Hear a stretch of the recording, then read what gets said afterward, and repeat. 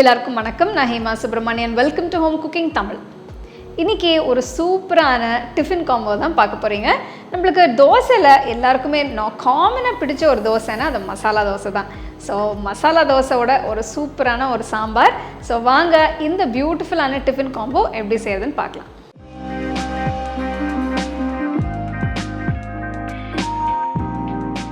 மசாலா தோசை செய்யறதுக்கு முதல்ல நம்ம தோசை மாவு ரெடி பண்ணோம். இதுக்கு பருப்பும் அரிசியும் தனித்தனியாக ஊற வைக்கணும். இதுக்கு ஒரு பவுலில் 1/2 கப் இட்லி அரிசி, 1/2 கப் புழுங்கல் அரிசி, இது ரெண்டும் சேர்த்து சுத்தமாக கழுவி தேவையான அளவு தண்ணியை ஊற்றி ஒரு 3 மணி நேரம் ஊற வைக்கணும்.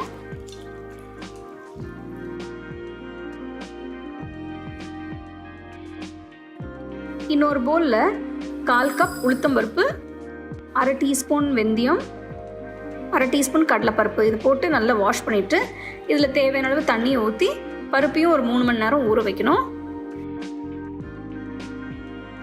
இன்னொரு பவுலில் 1/4 கப் அவல் எடுத்து தண்ணி ஊற்றி வைக்கணும்.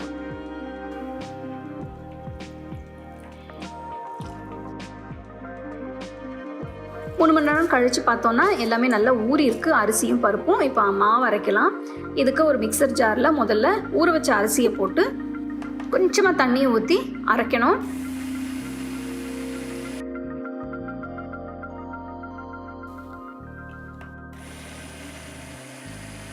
அரிசி கொஞ்சம் அரைஞ்ச பிறகு அடுத்தது பருப்பு போட்டு அரைக்கணும். பருப்பு அரைஞ்ச பிறகு இதில் ஊற வச்ச அவலும் போட்டு நல்ல மையா அரைச்சிடணும்.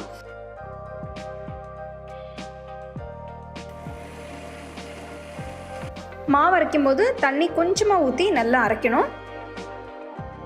மாவு நல்லா அரைச்சாச்சு. இது ஒரு பவுலில் மாற்றிட்டு இதில் 1 டீஸ்பூன் கல்லுப்பு போட்டு நல்லா மிக்ஸ் பண்ணி மாவை ஒரு 8 மணி நேரம் ரூம் டெம்பரேச்சரில் வச்சு பொங்க விடணும். இப்போ பார்த்தீங்கன்னா மாவு நல்லா பொங்கி வந்திருக்கு. அடுத்தது நம்ம மசாலா தோசை செய்கிறதுக்கு ஒரு கார சட்னி செய்ய போகிறோம். இதுக்கு ஒரு பேனில் 2 டீஸ்பூன் எண்ணெயை ஊற்றி இதில் 2 டேபிள் ஸ்பூன் கடலைப்பருப்பு, 1 டீஸ்பூன் ஜீரகம் போட்டு 2 நிமிஷம் வறுத்த பிறகு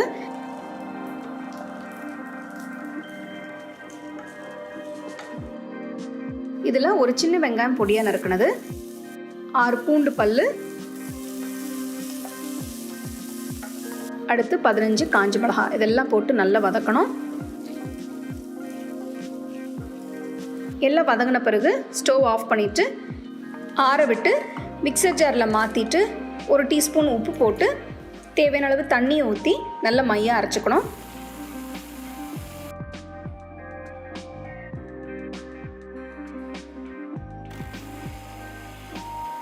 இப்போ கார சட்னி தயாராக இருக்குது. அடுத்தது உருளைக்கிழங்கு மசாலா செய்யணும். இதுக்கு ஒரு கடாயில் 1 டேபிள் ஸ்பூன் எண்ணெயை ஊற்றி இதில் 1/4 டீஸ்பூன் கடுகு, 1/4 டீஸ்பூன் உளுத்தம்பருப்பு, 1/4 டீஸ்பூன் ஜீரகம், கடுகு பொரிச்ச உடனே இதில் 1/4 டீஸ்பூன் பெருங்காயத்தூள், கொஞ்சம் கருவேப்பிலை போட்டு மிக்ஸ் பண்ணிவிட்டு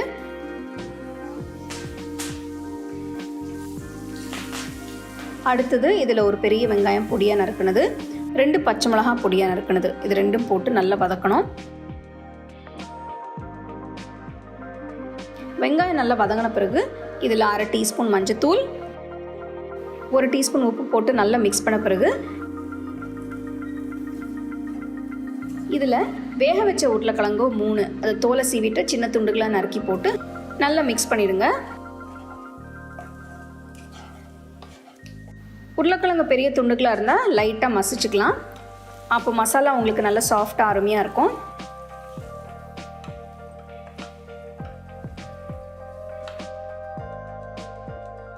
கடைசியில் கொஞ்சம் பொடியாக நறுக்கின கொத்தமல்லி இதையும் போட்டு நல்லா மிக்ஸ் பண்ணிவிட்டு இறக்கிடுங்க. இப்போ உருளைக்கிழங்கு மசாலா ரெடியாக இருக்குது. அடுத்தது நம்ம மசாலா தோசை செய்யலாம். இதுக்கு தவா சூடு பண்ணி 1 கரண்டி மாவு எடுத்து ஊற்றி நல்லா சுற்றி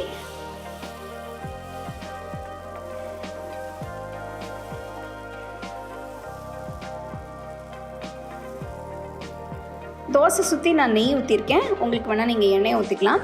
தோசை சுடும்போது நெய் ஊற்றினீங்கன்னா நல்ல டேஸ்ட்டாக இருக்கும்.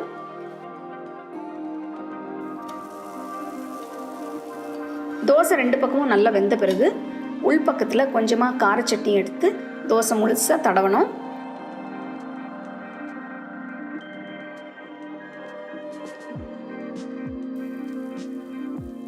அது தடவின பிறகு கொஞ்சமாக உருளைக்கிழங்கு மசாலா எடுத்து ஒரு பக்கம் வச்சு தோசையை ஃபோல்டு பண்ணி தவாலேருந்து எடுத்துருங்க.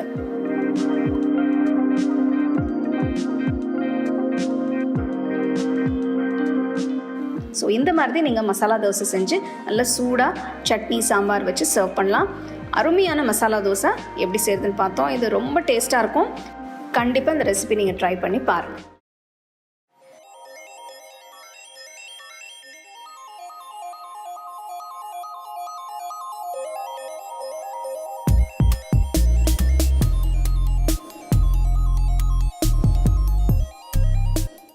சாம்பார் செய்யறதுக்கு முதல்ல துவரம்பருப்பை வேக வைக்கணும்.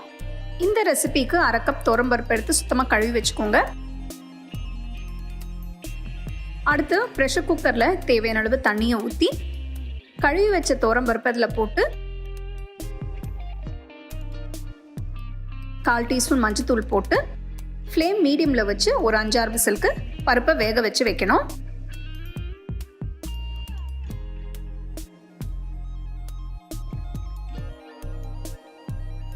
பருப்பு நல்லா வெந்திருக்கு, எடுத்து தனியாக வச்சிருங்க.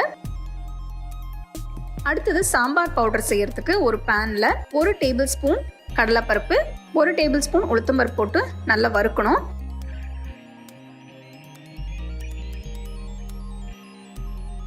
அடுத்து இதில் 2 டேபிள் ஸ்பூன் முழு தனியா, 1 டேபிள் ஸ்பூன் ஜீரகம் போட்டு நல்லா வறுக்கணும். அடுத்து இதில் 1/4 டீஸ்பூன் வெந்தயம், 1 டீஸ்பூன் மிளகு, 10 காஞ்ச மிளகாய் இதெல்லாம் போட்டு நல்லா வறுக்கணும். நல்ல பொன்னிறமான பிறகு இதில் 1/4 கப் கொப்பரை தேங்காய் போடணும். கொப்பரை தேங்காய் இல்லைன்னா நீங்கள் ஃப்ரெஷ் தேங்காய் கூட போட்டு நல்லா வறுத்துக்கலாம். மசாலா வறுத்த பிறகு ஆற விட்டு மிக்ஸி ஜாரில் போட்டு நல்லா அரைச்சி வைக்கணும்.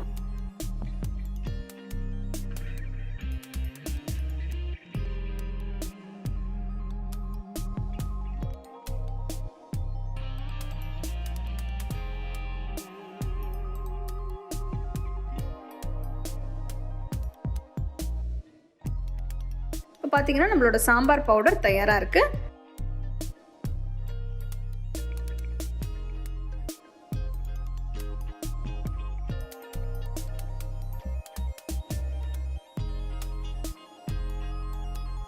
அடுத்து ஒரு கடாயில் கொஞ்சம் எண்ணெய் ஊற்றி இதில் 1 டீஸ்பூன் உளுத்தம்பருப்பு, 1 டீஸ்பூன் கடலைப்பருப்பு, 1/2 டீஸ்பூன் கடுகு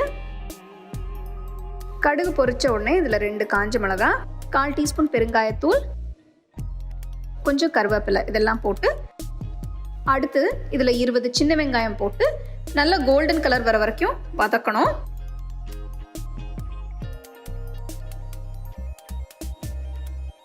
ஒரு 5 நிமிஷம் நல்லா வதங்கின பிறகு இதில் 2 தக்காளி பொடியாக நறுக்கி போடணும்.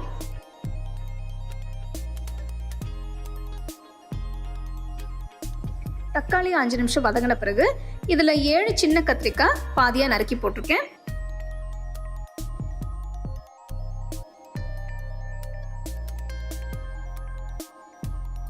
அடுத்து ஒரு பெரிய முருங்கைக்காய் பெரிய துண்டுகளாக நறுக்கி போட்டு நல்லா வதக்கணும்.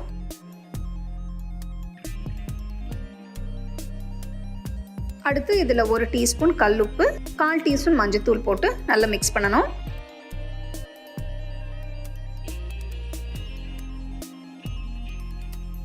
அஞ்சு நிமிஷம் கழிச்சு இதில் 1 கப் கரைச்ச புளி தண்ணி போட்டு நல்லா மிக்ஸ் பண்ணணும்.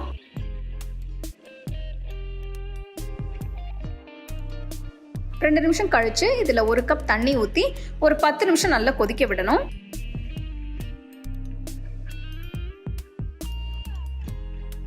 பத்து நிமிஷம் கழிச்சு வேக வச்ச பருப்பு இதில் போட்டு நல்லா மிக்ஸ் பண்ணணும்.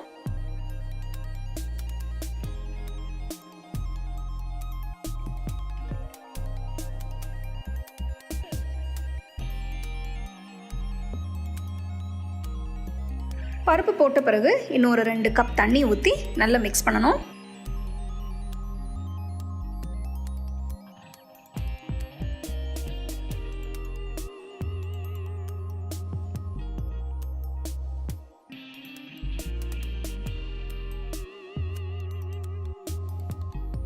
அடுத்து இதில் அரைச்ச வச்ச சாம்பார் பொடி 2 டேபிள் ஸ்பூன் போட்டு நல்லா மிக்ஸ் பண்ணணும்.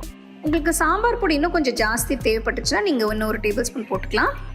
சாம்பார் பொடி போட்டு நல்லா மிக்ஸ் பண்ணிவிட்டு ஒரு 5 நிமிஷம் மீடியம் ஃப்ளேமில் கொதிக்க விடணும். 5 நிமிஷம் கழித்து பொடியாக நறுக்கின கொத்தமல்லி போட்டு ஸ்டவ் ஆஃப் பண்ணிவிடுங்க.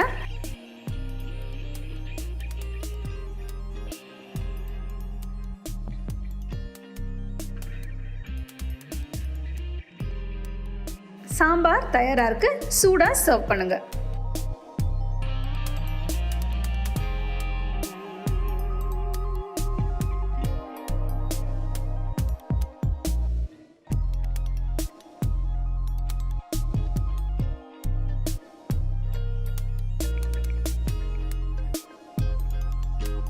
வாவ்! அந்த மசாலா தோசையும் நல்ல சூப்பரான சாம்பார் ஊற்றி சாப்பிட்டோன்னா அந்த டேஸ்ட்டே அமோகமாக இருக்கும்.